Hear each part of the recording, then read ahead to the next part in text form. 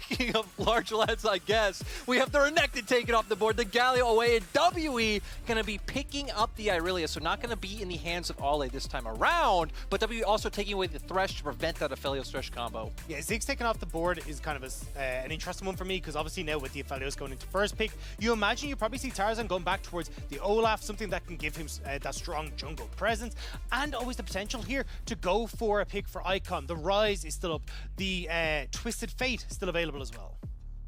Pick up seeing what they want to go for here. It's been a very quick pick and ban. They seem to know their first setups. They seem to know what they want to go with this one. Looks like the Braum is going to be hovered for a hell of a long time, most certainly locked in. The great news about picking away the Thresh, though, is it does leave you open for a Jinx pick here. So if you want to as WE, you can go towards one of these immobile, late game AD carries. You can still always opt in towards something like that Jace in the top lane if you want to have Shanks take that Irelia and try and play through that range that you've got. Yeah, it's going to give them options too if they want to like kind of try and set up a bit of a side lane comp that does have like a strong 3-man core in mid that can answer the wave clear. Jinx always something that it would be there if Elk wanted to go towards it. I'm curious to see if WE will want to be the one to pick up jungle, because for me it's like, okay, I think LNG Tarzan is the one who has a lot bigger of a pool to where Beishang has kept it pretty stock and standard, so I wouldn't be surprised to just see this Viego locked in. Viego locked will be the norm, if you will. And you can see how this series has developed. It was the Viego lock and the first pick for majority of the team so far, but now they are moving towards that Aphelios, trying to get that best matchup they can.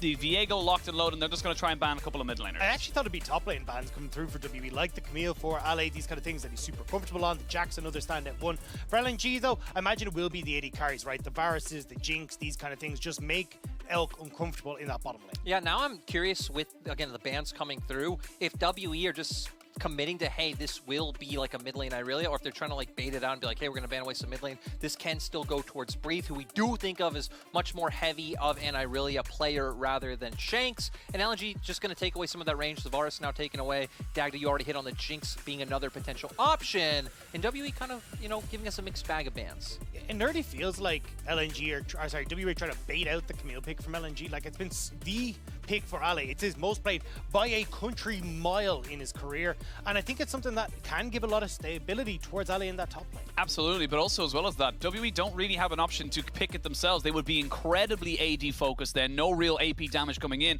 making the itemization a little bit better. An instant lock in Dagda, you talked about it. The hyper carry Jinx coming in for Elk. Yeah, I mean, you get a really good matchup into the Aphelios, get perma push. Late game, you scale just as well as the Aphelios, but you got longer range, so you can work wonders, and having that Thresh there as support is the key to this Jinx pick. I'm really curious to see how WE will round out the rest of their comp, though, because for LNG right now, you have two decently beefy members in the Olaf and the Braum, and the whole selling point of Jinx really is getting those resets off the, you know, let's get excited, so might be a bit harder. Now LNG going towards the Kennen for Ale, so a bunch of AoE damage coming in so far, still more of that team composition that wants to be on an objective first, and then turn rather than really being able to force fights itself. Yeah, it does open you up to going towards some sort of AD mid laner as well, which honestly I wouldn't be adverse to here. I think when you end up with that double AP, that top side, and also if you go to the Syndra, it just lets things like this Irelia get that quick wit's end. Same when you look towards the Viego, itemization becomes so easy for W. And this is where we now see WE coming with their last pick. They left it all the way down to the last ban. It could be a jungle, could be a mid laner, top laner. They've got a bit of mobility, a bit of turning around to kind of go with this one. I love the idea of them going back towards the Twisted Fate. Worked wonders for them in game 2. Would love to see Shanks back on that pick. Yeah, so it'll go back stylistically to what we hit on in the first 3 picks of the draft. If they did lock in the Jinx, it's like, okay, you have this AD carry who can just turn to rocket form, have very easy wave clear, and try and contest that mid 3v3. And then you're going to have Twisted Fate and Irelia playing off in the side lane, trying to catch people off. On the side of LNG, though, it actually looks pretty similar to when we had these drafts earlier on, but LNG definitely having a lot more like proactivity this time with something like a Syndra and an Olaf compared to an Orianna and a Graves. Yeah, I definitely agree. I like that they brought in that opportunity to try and play through the mid-jungle 2v2, specifically in the early stages. My biggest worry, though, is when I look at WE's composition, right? You got that winning bot lane matchup. If you just don't interact with it, Elk can start to take a couple of these turret plates for himself. You've got Shanks who can consistently shadow that lane if needs be. And if you don't want to, you can up over WE. They are looking to get themselves that last ticket to Worlds, but WE are looking to give themselves life in this series. It is all or nothing here for both these teams as we jump into this 4th game of this series. Breathe and Ale just going to branch out, and we're no longer seeing any level 1 shenanigans. Nope, no level 1 shenanigans coming out, but still Ale going to want to play a very aggressive, again, like short trade laning phase coming in with the Arius compared to Breathe. We know it's going to be all about the all-ins for him. Also interesting, Icon opting into the phase rush I think is a good choice. Typically when you have junglers on the enemy side that are a bit more passive, you can go towards a more like heavy trading rune, like maybe a Comet, but I think he knows that missing will have a heavy impact on his lane. So for Icon, it's going to be a lot about outplaying like a lot of the ganks that he's maybe expecting to face. Well, I'm seeing a Ghost on Tarzan's side as well, so this guy is 100% going to be looking to have this early aggression as Icon. Just needs to be careful about how far forward he's stepping. Yeah, needs to be a little bit careful. Just going to try and trade the health bar onto Shanks, who actually went into his secondary into Resolve. So getting that bone plating, making sure he can survive some of the poke damage that does come out from the Syndra in the early stages. And right now, both junglers starting on opposite sides of the jungle, which means they're going to have different priorities once they finish their clears. Yeah, right. We see Beishang going towards that bottom half of the map as compared to Tarzan making his way towards top side. I think this can be a little bit expected, right? Having the Thresh and Jinx on the bottom lane for that push. So Beishang just going to try and get that guaranteed Scuttle Crab. I don't really expect too much early 2v2 action coming through. I think Light and Lwandy will be smart to just concede this wave. They do have a Braum, so even if missing finds a hook, it shouldn't be too detrimental. I think a lot of our action will be here in the mid lane, with Icon so far doing a really nice job of going for these heavy trades. Yeah, making sure that Shanks is kept honest, getting a good amount of damage down, especially as you talked about, like with Tarzan moving up towards the top side, having that Ghost, it can be very easy to burn an early summoner spell off of a Twisted Fate and have that repeat gang. And a lot of this comes down to like a resource war in the mid lane, right? Sure, Icon's winning out in the HP trades. We can see Shank's mana bar being quite good so far, punishing Icon to that one. That one looked a bit dicey, but Icon's still doing a pretty decent job. And again, when there's so much heavy trading like this lane is very easy for junglers to come and influence. Even if they don't find a kill, even just a pressure gain can do so much. That's what I was just about to say, is that when you get the junglers like you were mentioning there, coming in, trying to get a summoner off of this, I will say Shanks will always have the mana advantage because he's got that blue card to try and spam up, but this is about the Syndra getting those pots on, pushing in the wave, and then get an early reset. Plus the fact you have the biscuits for Icon got to play into that as well, just giving you a little bit more of a top up as you go into that lane. So we'll have to keep our eyes on that. I'm also looking towards this top lane for Ale, right? Because if Icon is able to push in mid, he can look for the reset, a potential TP to the top side here as this wave crashes. Yeah, I mean, I think perfect setup right there, right? He's already stacking up the waves. If Icon needs to go for a reset because he's losing out on mana, but does still have, again, some pots, some biscuits. You do have an easy time of just setting up a dive on the top side that can play around, and Beishang, Elk, and Missing would have to look for an answer on the opposite side, but Light and Lwandy are both full HP and have all their summoners up. Yeah, we do see there the wave crashing in, so just a little bit before Tarzan could really get up there, so gonna have to wait for the next one to crash up, but as you said, very much an opportunity there for Ale if he decided to go for that one. But I actually quite like just a little bit the minion dematerializer here for the Twisted Fate in the mid lane. I just like it to keep the push going, so in those early levels he's not falling too far behind. Yeah, it's really important for the Twisted Fate because you use two of those minion dematerializers in the back line. It means that then you can red card and Q, you're able to clear out the back minions and set yourself up super nicely for that push, and then when you hit that level 6 you can clear that wave super effectively and get out onto the map. Yeah, and I feel like when, you know, we're talking so heavily about Twisted Fate and this mid lane matchup overall, I feel like it will be pretty crucial for LNG. Even if they can't necessarily find the setup to make anything happen, especially if missing from bot lane, at least to get some like good wards down, you know, maybe back for some early control wards, and then spot out whichever side Shakes is going to try and make a Destiny play towards. This has been a very tentative start from both these sides. Neither going for the big early aggressions like game 3 last time. We had scraps literally for the first 10 minutes, almost exclusively for that 10 minutes as well. So both teams being very respectful and neither really wanting to give that advantage, because we've seen it so far this series. It can be snowballed so effectively. I do want to see Tarzan trying to look to snowball this though, because it does feel like you end up in a position as Tarzan that come the later portion of the game, there's going to be so much damage, so much range that you can play off of with WE, with Rapid Fire TF, having the same on the Jinx. You aren't going to be able to do much. So for Tarzan, I want to see him playing off the already in top and also in mid, and seeing if he can get into Beishang's face, steal away some of these camps and try and set this Viego back. Yeah, I think definitely LNG having like more damage early on in the game than WEW, gonna have more of this like try and overwhelm you with numbers. I do think later on though it's gonna be a bit of like Icon and how well his Scatter the Weaks can hit as compared to like if Beishang and Breathe can traverse the backline. So we're gonna be looking at two different things for LNG and WE later on when we do get to team fights and skirmishes. Yeah, I think the big thing as well for both these sides is you're looking at the ultimates available too. You've got the Destiny Gate, of course, you have the Heartbreaker as well for Beishang and the Vanguard on the top side, but on the other side, Slicing Maelstrom, the Ragnarok, the Unleashed Power, so much potential locked in that level 6 that it could end up being a pretty big moment for them if they're able to make it happen. But love this purchase here from Shanks, picking up the Merc Treads nice and early, knows that he can be able to trade more effectively. Watch up towards his top side though. Again, Ale setting up this big wave. Now we've got Icon unlocked. Icon is going to be moving up towards this top side, but Beishang in tow. Destiny Gate is available as well. So there they go. They know exactly where everyone is, and they're just trying to get Beishang and Breathe back up to here. There's going to be Slicing Maelstrom flash forward. They've got the Destiny coming in as well. They're trying to jump onto this Irelia, but now you're kind of caught between a rock and a hard place. This turret's still very, very healthy, still putting out decent damage, but you can't turn down the turret. You have to make sure that these minions are going down quickly if you're on the side of WE. LNG, they're not fully committing to it though, and they're just not able to get the gank working. I mean, they can't commit to it. I'm actually surprised they're still kind of hovering around with the fact that there is no Slicing Maelstrom available. We saw the Scatter the Weak from Icon miss, which I feel like was so crucial if they wanted to find that initial kill. I feel like this is just using the poke, right? You've got the Qs from Olaf, from the Kennen, also having that long range coming through from Icon, whereas you look at Breathe and Beishang, they could do nothing. It's just going to be sitting ducks underneath this tower. Here we go, round 2 fight. They're going to try and use the smite actually to try and clear out this minion wave. You can see Shanks so low. Icon not actually taking turret aggro just yet, but Olaf on the bot side has to flash away. You can see the traps just underneath them, but they're going to try and turn this one around. The concussive blow is so powerful in this early stage, and they will get first blood on the bot side again and again. We are seeing this Aphelios pop off in the early game. And I'm actually really surprised that WE thought that they could be the aggressors here. One of the good things about what was happening in topside is both junglers are showing. So whichever bottom lane 2v2 feels like they have the advantage in the skirmish, they can look for. Aphelios Braum extremely strong in that 2v2 with the amount of CC that they have. Missing tries to go in and he gets punished. Yeah, especially when you got the Crescendum and Gravitum. You just can't do anything there as WE. And now on the top side, Tarzan trying to see if he can steal away something, but going to be found out by Beishang.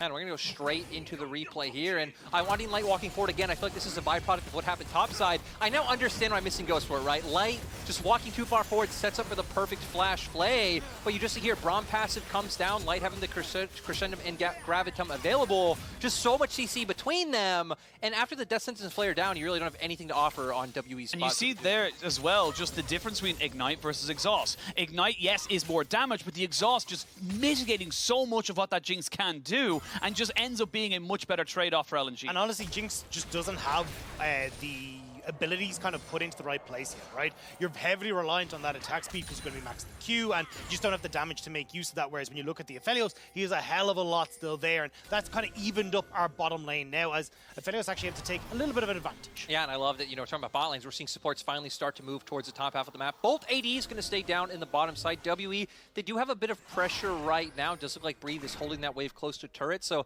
maybe sets up for Ollie to wrap around like he's doing now if LNG want to contest, and then they have pressure from mid-wave like we're seeing here. So really nice by LNG to like realize how to rotate to not be split up. And they're so close to having Shanks Destiny.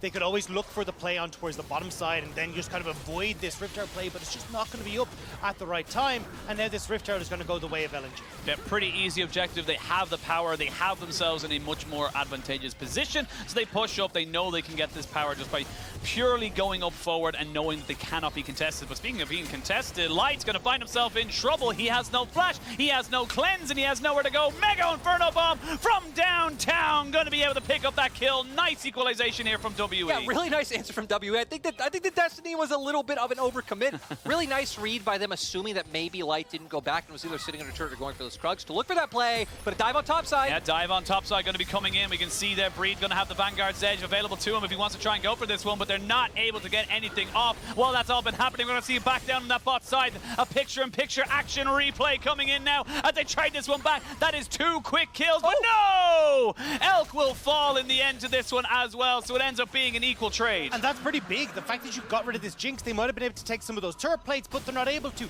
Now you're getting that full turret top side going the way of Tarzan and Ali. Yeah, I feel like it's just an overwhelming win for the side of LNG because, again, you're winning on top side of the map. you dive in bot, but one goes down, as well as Light was already respawned, already was making his way back down to lane, so he even picked up some CS on top of W not able to answer in terms of any turret plates or, you know, elsewhere with gold. So 2K gold swing now for LNG from that one play. Absolutely massive there for LNG. It could have been such a great cross-match, but we have a look here of exactly how it all went down on bot side. Yeah, I mean, it's just Lwandy trying to stick underneath the tower, doesn't realize it's going to be several members there, and then Elk, he sticks around to get the last little bit of damage. So he ends up taking that one shot too many with Elk dead. Like, you just can't. You don't have the damage to take those turrets. We're going to have to come back straight into the action. Missing, going to get the box down, going to have himself gravitomed up as he tried to get over the wall. He just was a little bit too far away, not quite able to get it, and that's going to be another kill for LNG. And Dagda's been talking about this all day, right? That sometimes Missing just goes a little bit too far forward and gives over those opportunities for LNG to punish. Yeah, now Tarzan gets the move in as well, punishing Beishang off the back of Missing's mistakes. Shanks trying to see if he can help out, but there's just too many members here. Shanks could be in the wrong spot. He could be in a wrong spot, but Beishang is in tow. They are going to try and see if they can just get more turret plates. They're not going to fully commit to it just yet. They know that they can get turned on quite quickly, but again, more and more pressure, more and more gold going into the pockets of LNG. And that's the thing, right? Even if there's not too much actually happening, like in terms of kills or damage like being taken, you're forcing them away from the wave. You're forcing multiple people to show, so they are sharing XP. There's sort of like small factors coming in to where for LNG, they already had their top wave pushed. They didn't need anyone down in bottom side, so they are actually not losing out on anything. But again, LNG are controlling the pace of this game. We talked about Shanks getting the Twisted Fate. This is what we wanted to see, having influence around the map. He hasn't had that yet.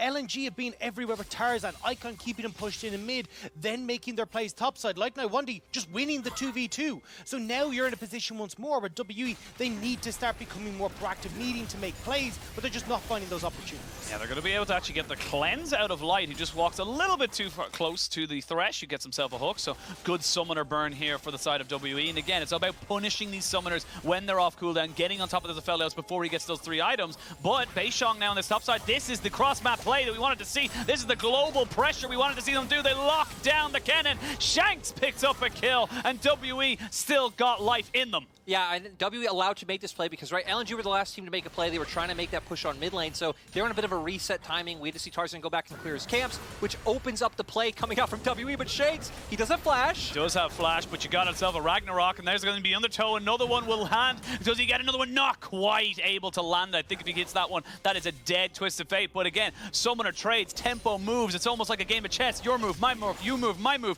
This is just so quick from both these teams. And I'm looking at Beishang here as well. Not going to cancel his recall as he spots out Tarzan, but not wanting to go for more. But could end up seeing a little bit of action here on the bottom half. Yeah, Jinx does have the Gale Force now, though, as compared to no Mythic picked up for Light, but Lwandy's still incredibly potent in these 2v2s as compared to, again, something like a Thresh, which more wants to pick you off with that sentence and isolate you. See what way they want to go for it right now. No Dragon for a minute and a half. We are seeing just like the vision control coming in here for LNG.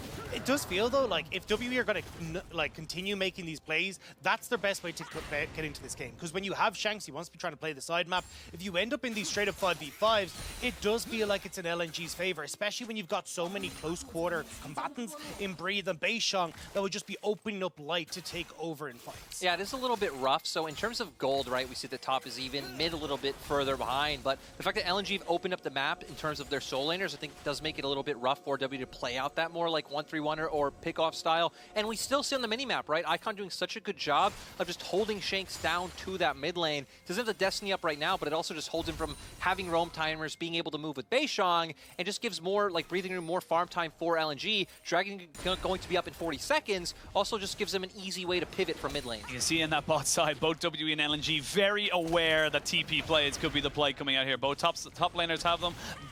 Shanks will have the Destiny Gate to match the Icon TP in a very small moment, but we are going to see the flash forward, flash away. Breathe trying to run away here from Tarzan and from Ale as he tries to jump in underneath the turret. He will get the stun in. He tries to turn this one back, but not able to get the kill trade. But now look at the rest of WE. They're trying to see if they can collapse them on this top side. Tarzan will not land himself the undertow. The gold car locked and loaded, locked in. Ale, no flash, no slicing maelstrom. Both top laners go down. down. Ale spotted this play. Tarzan was giving him all that information. Hey, look, Shanks is in the area. Shanks isn't going to stick around if he's by himself, and Ale just gets caught out. So you end up in 1-for-1. Luckily, though, mid lane tower will fall, as Icon has been consistently pushing in that lane. Yeah, I think Icon making the right call to not move up with the other members of LNG, right? Able to get that turret. I think LNG thinking they can maybe get the stun on from Kennen before they'd have to overcommit so much, just open up the window. LNG at least can be able to pick up Dragon on the bottom half of the map. Even with the fact that resets have to come out for W on the top side, they're not able to pick up the Herald.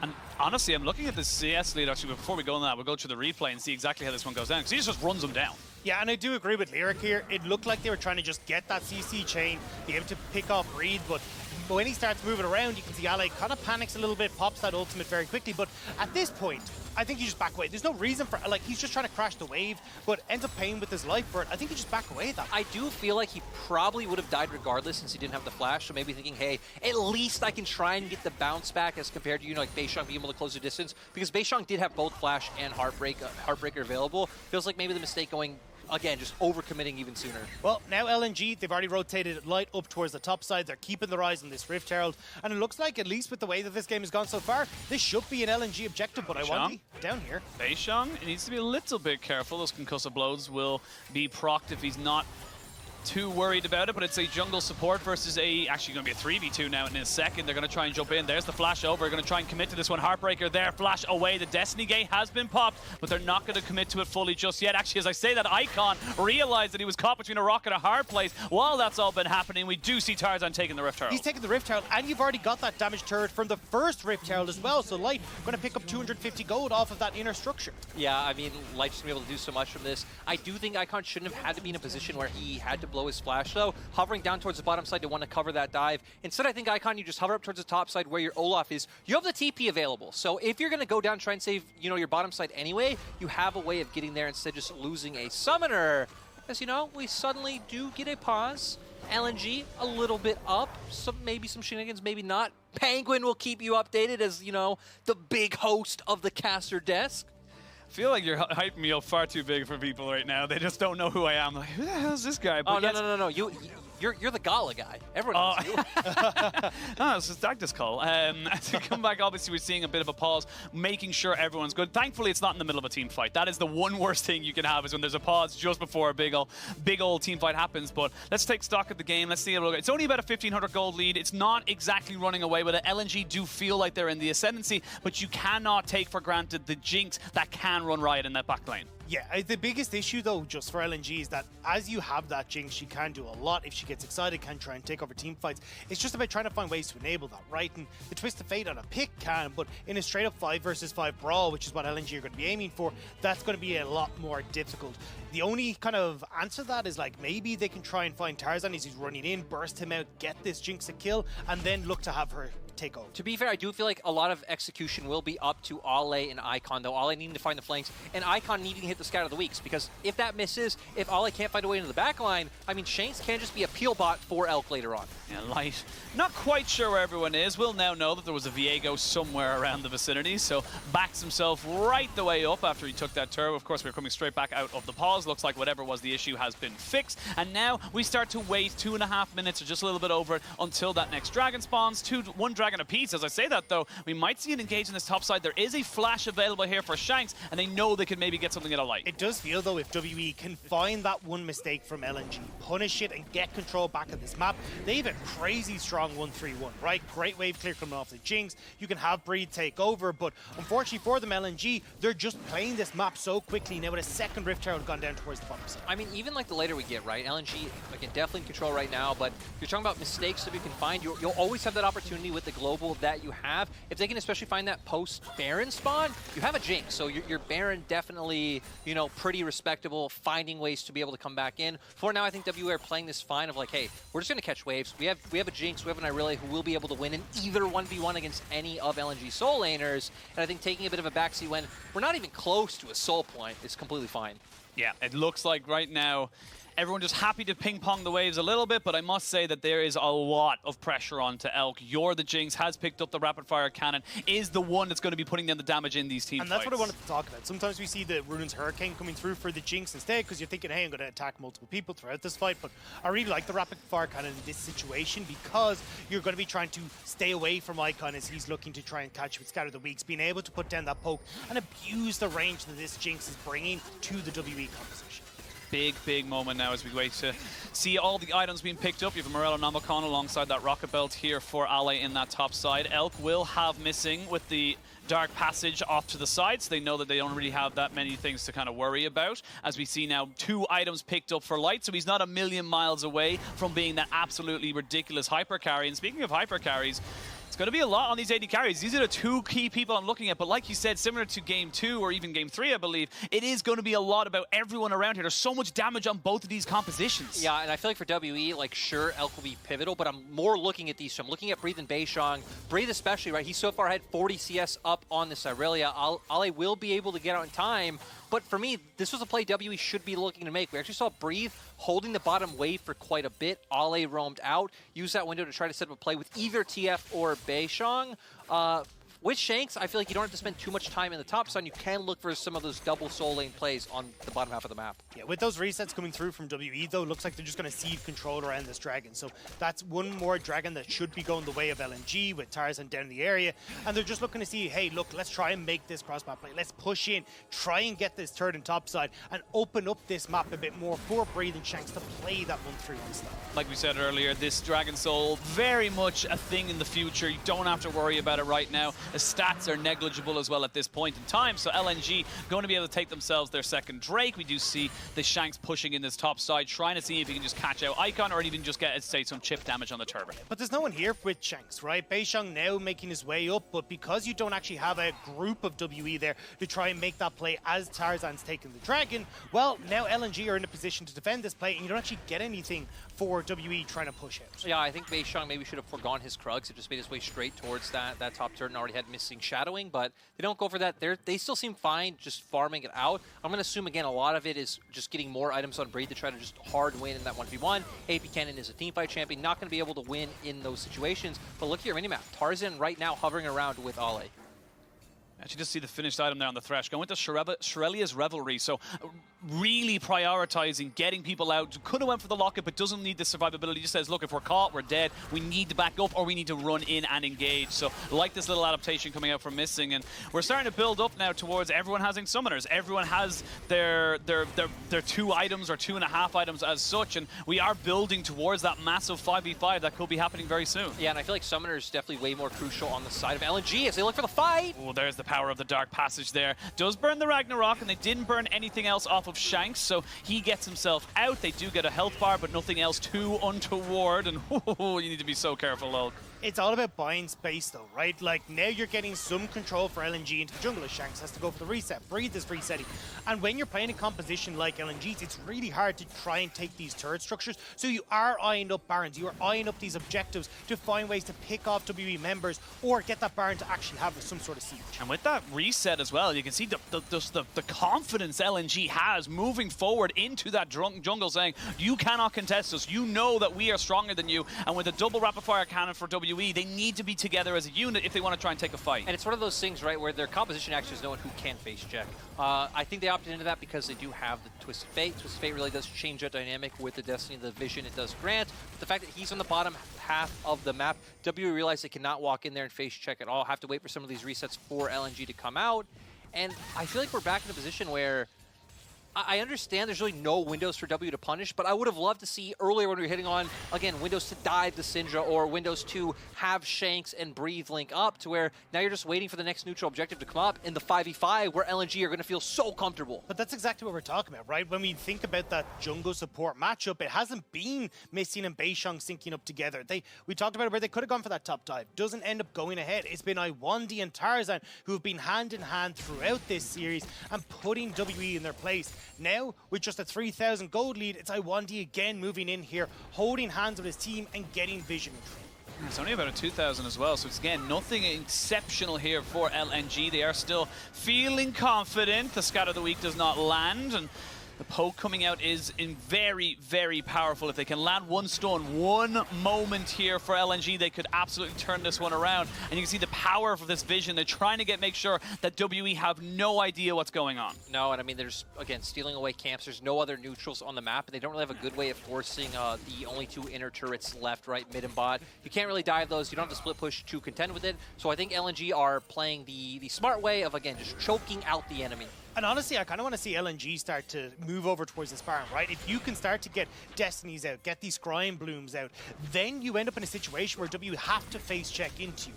Also, if they haven't cleared out the wards behind you, perfect flank opposition or opportunities for Ally to get in there. So I think for LNG, starting to do what Lyric has been talking about all series, take that brave risk, go towards the Baron, and look to start it up for yourself. And I love this, though, from the side of WE. They recognize, like, look, there's no real pressure around the map for any of us right now. We can just hover towards this bot side. Ally has to respect. He has to recognize that there is a double global presence. He cannot just push up and look for the all-in. Yeah, and for LNG, it is like a bit of a knife's edge you're walking on, right? Because in those situations where Shanks is just so far forward hitting turret, you'd love to start the Baron there, but I think they're too afraid of, like, taking a numbers disadvantage fight. Sure, Ally has the TP, so I still think it would be fine in the end. But if there is any like disparity where Shanks just gets there first, maybe you hit a gold card onto someone like Light or Icon, you instantly get bursted out. I just want to make sure, 25 minutes in, you can see there Elk on 300 CS. He is 5 minutes ahead of the average, if you will, from what we see about the quality of AD carries. Absolutely flying ahead. Now has 3 items. Infinity Edge, Gale Force, Rapid Fire Cannon. He is huge, but I will say there's also 3 items on the Aphelios. Yeah, and that's what I was going to point out. Like, you're still got both these AD carries are massive.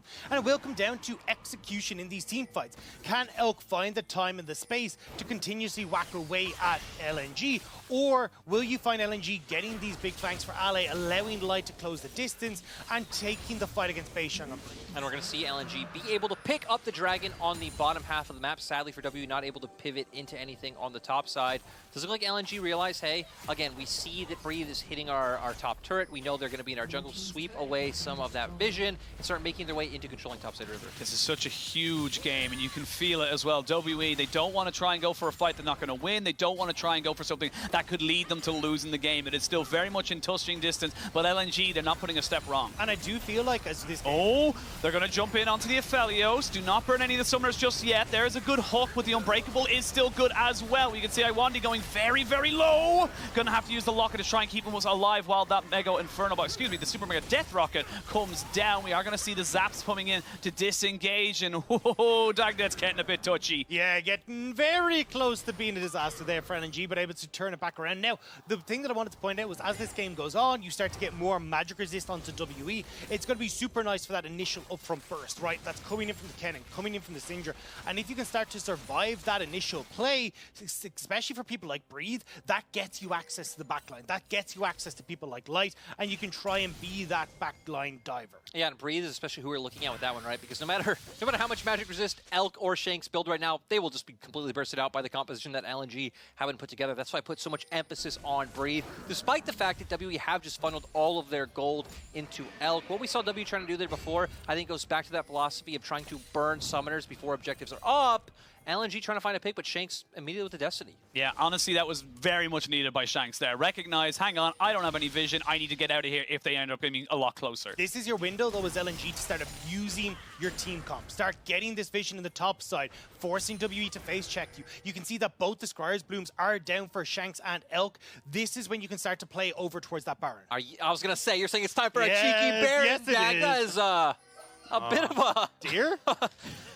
Oh dear, as it's Elk. It's Elk. Thank you, Ender. Ender's shouting at us from afar saying it's Elk, and this is what this game is relying on. It's relying on Elk as we see. It's relying on Ender. It's relying on Ender as such as to keep us in this game, but Elk is still around. He is looking like he's going to maybe move towards that quick silver sash. Again, more ways to get him out of CC. There's so many things that can lock him up. A scatter the weak, concussive blows, the stacking of the Kennen passive. There's so many little things that he has to be so aware of. And this game is starting to come towards boiling point. Yeah, this game is starting to come back to the fact that LNG Again, all split long, we're a team who just loved relying on dragon stacking and forcing you into that fight. It seems like they're just not okay going for a 50-50 around Baron of trying to pull you out and just peel off in turn. They'd be afraid of Destiny plays coming out from Shanks, despite the fact that he doesn't have Destiny. So it's like, hey, we assume they're going to have to contend to fight with us for Soul, so they're fine just ping-ponging Vision and waves back and forth. Yeah, and that's what we're saying. Look, you had your window there as LNG, but Destiny not quite up, but the Scryer Bloom actually just used.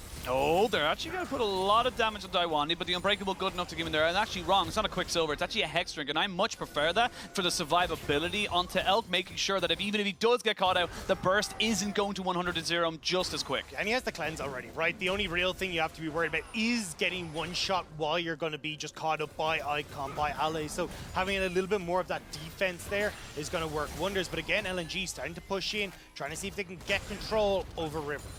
This is starting to get really, really tense. WE have just been ping-ponging waves with LNG, but LNG have been around this top side for quite a while. They've been pushing in, getting vision, making sure that it's difficult for WE to walk in and check for this Baron. The LNG have yet to start the Baron, but you can see the concept there for them. They know that they can maybe go for it if someone makes a misstep. But they can see it in their eyes, right? They know that the prize is there. They're one game away from making it to the world stage, from Tarzan going back to play against Chovy, against Hanwha Life, and all they have to do is find that moment. They're taking it slow because they know how much is on the line. Chovy on Hanwha Life, Viper on EDG, you know, there's a lot of guys over there for Tarzan, and for WE, they're also on the other side, and they want to continue this series. They want to continue their hopes. Whoa. Chovy, Viper, who cares? It's all about WE playing against Morgan. That's what Munchables is waiting for this whole regional qualifier. And yeah, I think for WE, they've been fine, like with the breathing room they've had, right? They've been trying to pull Syndra to the bottom side. That's why we've seen Breathe just constantly split pushing. Dragon up in 20 seconds, though. Both teams fighting for river control. And this would be a really big soul as well for LNG. You're looking at the ultimates they have and the extra movement speed they will get off of that. The Kennen slicing Maelstrom, the Scattered the Weekend, even Tarzan with the Ragnarok. But Light might be in a little bit of trouble.